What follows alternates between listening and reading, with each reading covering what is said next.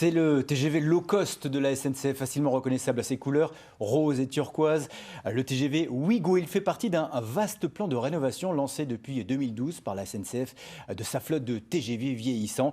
Ce relocage, il a lieu dans les ateliers strasbourgeois à Bischheim où 40 rames sont ainsi transformées chaque année. C'est le dossier de ce journal, réalisé par Odile Barthélémy et Claire Perrault. Il y a le TGV duplex classique avant et après.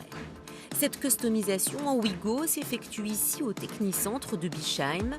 Elle mobilise plus de 400 personnes en 4 mois.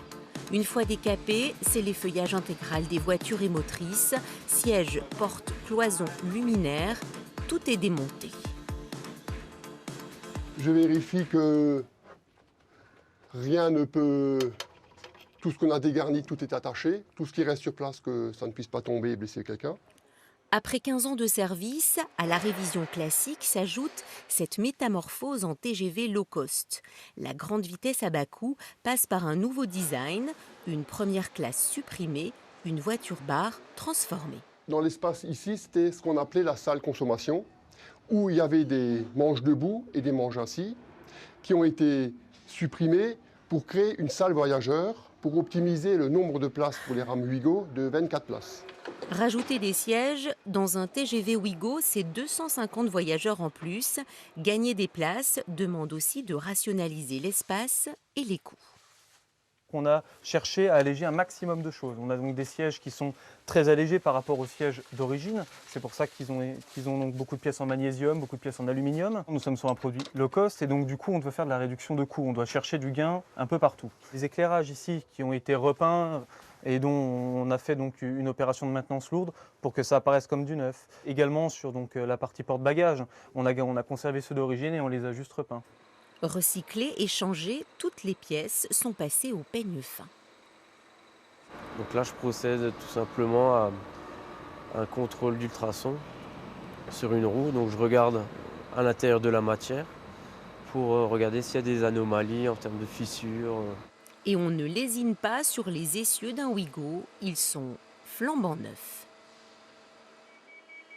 Alors une rame classique, c'est en solliciter environ 7 heures par jour, alors qu'une rame Ouigo, on la sollicite 13 heures par jour. Donc on a besoin d'avoir des éléments très fiables sur les rames et neufs pour qu'il y ait le moins de maintenance possible. Faire du neuf avec du vieux, une opération quasi industrielle pour la SNCF et ça roule depuis 7 ans. Déjà 34 rames relookées, soit une vingtaine de TGV Ouigo qui assurent 25% du trafic low cost. Les ateliers doivent tenir la cadence pour optimiser la maintenance et le temps, c'est de l'argent. Un TGV, il parcourt 15 km chez nous. En fait, l'idée, c'est qu'il n'en parcourt plus que 3 km et qu'on réduise drastiquement les temps d'immobilisation. On va transformer l'usine, on va réduire les distances. Tous les travaux vont être concentrés sur ce même bâtiment. Gagner du temps, c'est possible aussi à l'aide d'un drone pour les expertises en début ou en fin de transformation, comme cette inspection de toiture. Vous gagnez en sécurité, vous voyez, moi je suis debout par terre tranquillement, alors que normalement on devrait monter en toiture avec un harnais, un baudrier, à la hauteur d'une caisse, quoi.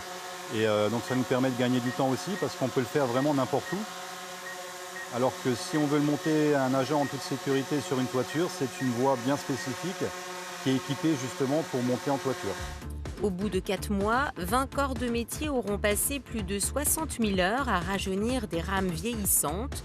L'opération coûte 3 fois moins cher qu'un TGV neuf, environ 10 millions d'euros. En sortie d'atelier, un TGV Ouigo repart sur les rails pour 15 ans au moins.